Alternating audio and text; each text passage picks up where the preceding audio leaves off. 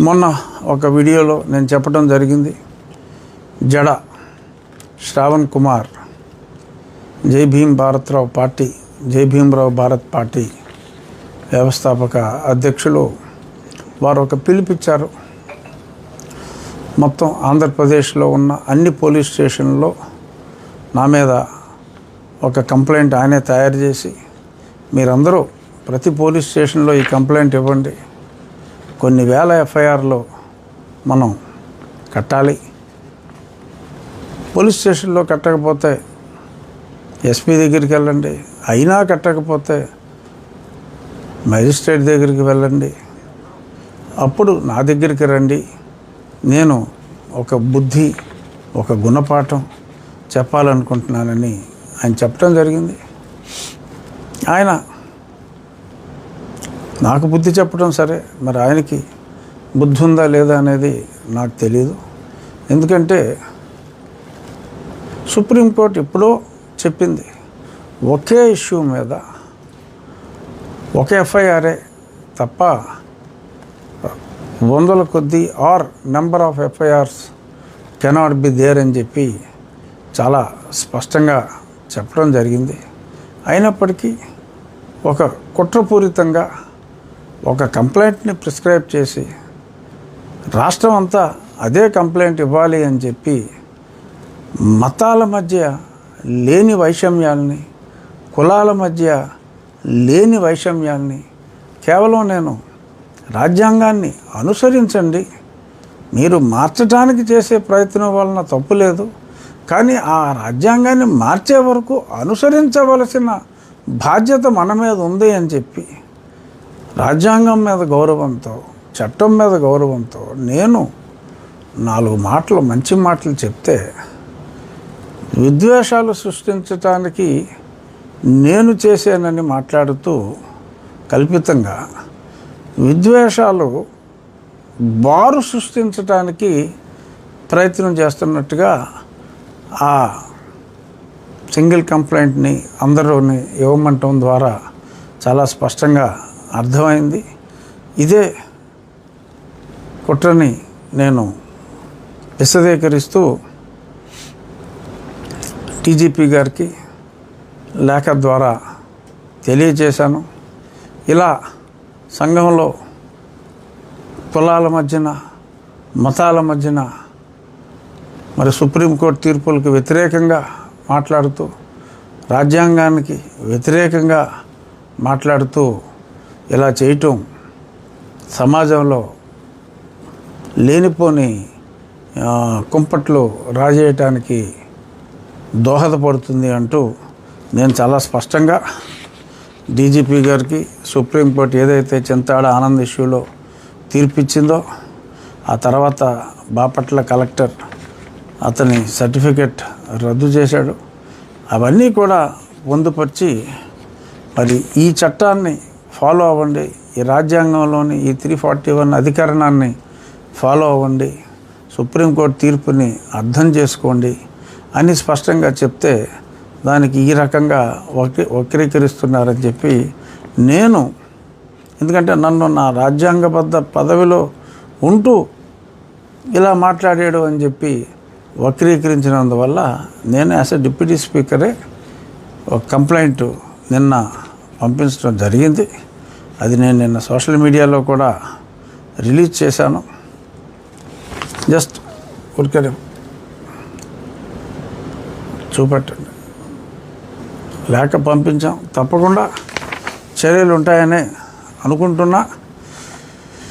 ఇంకొక విషయం, దళిత సోదరులకి నా బాధ్యతగా మళ్ళీ చెప్పాలి అని చెప్పి అనుకుంటున్నది ఏమిటంటే, నిన్న భీమవరంలో ఒక సుమారు 1000 మంది కుర్చీలలో ఆశీలైన వారితో, ఇంకొక 1000 ఖాళీ కుర్చీలతో ఒక భారీ, అర్థమైందా, ఖాళీ కుర్చీలతో ఒక భారీ బహిరంగ సభ అని చెప్పుకుంటున్నట్టు, అదే భారీయా కాదా అనేది అది ఎవరి కొలమానం వాళ్ళది.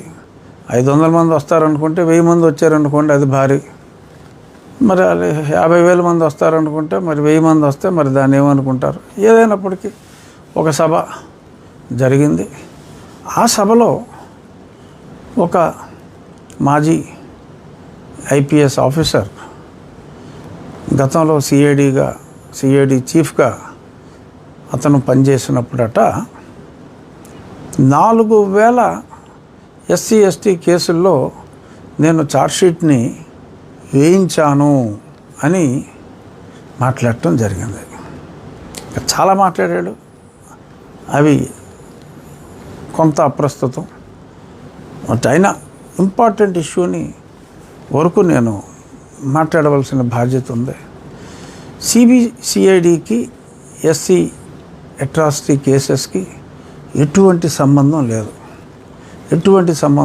ఏదన్నా ఇంటర్ స్టేటు మరీ సెన్సేషనల్ ఉంటే ఒక 2-3 కేసులు ఏదన్నా స్పెసిఫిక్గా సిఐడికి అప్పజెప్పి ఉండొచ్చు తప్ప అంతకు మించి కేసులు వాళ్ళు టేకప్ చేయటానికే లేదు. మరి 4,000 కేసుల్లో ఎస్సీ కేసుల్లో నేను ఛార్జ్షీట్ వేయించాను అని చెప్పి ఈ వ్యక్తి ఇంత బరి తెగించి మాట్లాడటం అనేది ఇంకా చాలా టూ మచ్ అది. సో దాన్ని బట్టి అవన్నీ ఫాల్స్ కేసెస్. ఎంతోమంది గతంలో కంప్లైంట్ చేశారు. వాళ్ళ స్నేహితులకి, సోకాల్డ్ ఎన్ఆర్ఐ స్నేహితులకి, వారంటే గిట్టని వారి మీద రకరకాలుగా దొంగ ఎస్సీ కేసులు ఇతనే పెట్టించాడన్న అభియోగాలు నిజమని ఇప్పుడు అతనే ప్రూవ్ చేసినట్టు అయింది. ఇప్పటికైనా ప్రభుత్వం మేల్కొని, నా కస్టోడియల్ టార్చర్ కేసులో నేను చెప్పా, ముఖ్యమంత్రి గారు ఎన్నో సమావేశాల్లో చెప్పారు కస్టోడియల్ టార్చర్ జరిగిందని. మరి అప్పుడు అతనే ఉన్నాడు. 164 స్టేట్మెంట్స్ అయినాయి. ఇతని పాత్ర క్లియర్గా స్పష్టంగా అర్థమైంది. అయినప్పటికీ మరి ఆ సంబంధిత అధికారులు ఏదో ఒకసారి 2 గంటలు 3 గంటలు మాట్లాడారు. తర్వాత మళ్ళీ మాట్లాడిన దాఖలాలు అయితే కనిపించట్లా. ఇప్పుడు అతనికి సంబంధం లేని ఇష్యూలో 4,000 ఛార్జ్షీట్లు పెట్టించానని చెప్పి ఇంతగా బరి తెగించి ఒక అధికారి ఇలా మాట్లాడుతూ ఉంటే మరి గుట్లు అప్పగించి చూడటం, I don't think it comes under good governance. So ఇది డెఫినెట్గా ప్రభుత్వం దృష్టికి ఈ పర్టికులర్ స్టేట్మెంట్ అనేది వాళ్ళు తీసుకొని దీని మీద కండక్ట్ అన్ ఎంక్వైరీ. అంటే ఎన్ని సంబంధం లేని వ్యక్తి ప్రేరేపించి ఛార్జ్షీట్లు వేసానని చెప్పి బజార్లెక్కి చెప్పుకుంటూ తిరుగుతూ ఉంటే కూడా ఇతనికి సంబంధం ఏమిటి ఆ ఛార్జ్షీట్లు వేయించడంలో అనేది కనీసం ఎంక్వైరీ అన్నది వేయాలి. దీని మీద నేను I will write to the government as a citizen of the state. I will write to the government to make an inquiry against this statement. ఇంకా చాలామంది మరి ప్రజల్ని తప్పుదోవ పట్టిస్తున్నారు. బ్యాప్టిజం సర్టిఫికెట్ ఉంటేనే, మీరు ఆ సర్టిఫికెట్ తీసుకుంటేనే మీరు క్రిస్టియన్గా పరిగణించబడతారు. లేదు, మీ తల్లిదండ్రుల శవాలు క్రిస్టియన్ శ్మశాన వాటికలో పూడ్చిపెట్టినా, మీరు చర్చికి వెళ్ళినా, మీరు క్రిస్టియన్ కాదు అంటే కాదు, మీరు ఆ సర్టిఫికేట్ తీసుకుని నేను క్రిస్టియన్ అంటేనే తప్ప మిమ్మల్ని ఎవడో ఏమీ చేయలేడు, సుప్రీంకోర్టు తీర్పు చెల్లదు అని సుప్రీంకోర్టు ఏంటి చెప్పడానికి? ఇంతకుముందు ఎప్పుడో హైకోర్టులో ఎవరో చెప్పారు, అది కరెక్టు. అంటే హైకోర్టు చెప్పింది కరెక్టు, సుప్రీంకోర్టు చెప్పింది తప్పట.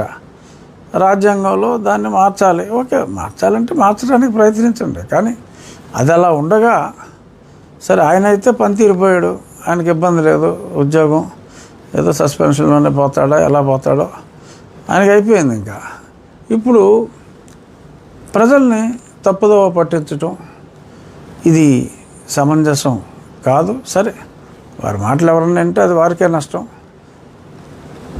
చింతాడ ఆనంద్ ఎలా అయితే ఒక పాస్టర్గా ఉండి నేను క్రిస్టియన్ని కాదు, నేను హిందువుని అని చెప్పాడో అది కుదరదు బ్రదర్ అని చెప్పి మరి సర్టిఫికేట్ని రద్దు చేయడం జరిగింది. ఇంత స్పష్టంగా కనపడుతూ ఉన్నా మొన్న సుప్రీంకోర్టులో చాలా స్పష్టంగా ఎస్సీ సర్టిఫికేట్ తీసుకున్నప్పటికీ whoever professes Christianity immediately they lose the status అని అంత స్పష్టంగా చెప్పినా మేము సుప్రీం తీర్పుని పట్టించుకోమని చెప్పి ఇలాగా ఎవడో చదువుకోని వ్యక్తి, చదువు రాని వ్యక్తి ఏదో మాట్లాడాడంటే, ఇప్పుడు జాన్ మార్క్వస్ అంట అందరినీ ఢిల్లీ నుంచి వచ్చాడంటే న్యూ ఢిల్లీ నుంచి వచ్చారు అని చెప్పి మాట్లాడారు. న్యూ ఢిల్లీ నుంచి. సరే అయితే మరి ఆయన వచ్చి ఇంకా వాళ్ళని వేసేయాలి, వీళ్ళని వేసేయాలి, వాళ్ళని చంపేస్తాం, వీళ్ళని చంపేస్తాం అన్నట్టుగా పిచ్చి పిచ్చిగా మాట్లాడాడు. మరి మంచి ప్రభుత్వం అని చెప్పి అలా పిచ్చి పిచ్చిగా హింసను ప్రేరేపిస్తూ మాట్లాడిన వాళ్ళని వదిలేస్తారా? మరి వాళ్ళ మీద ఏమన్నా చర్యలు తీసుకుంటారా?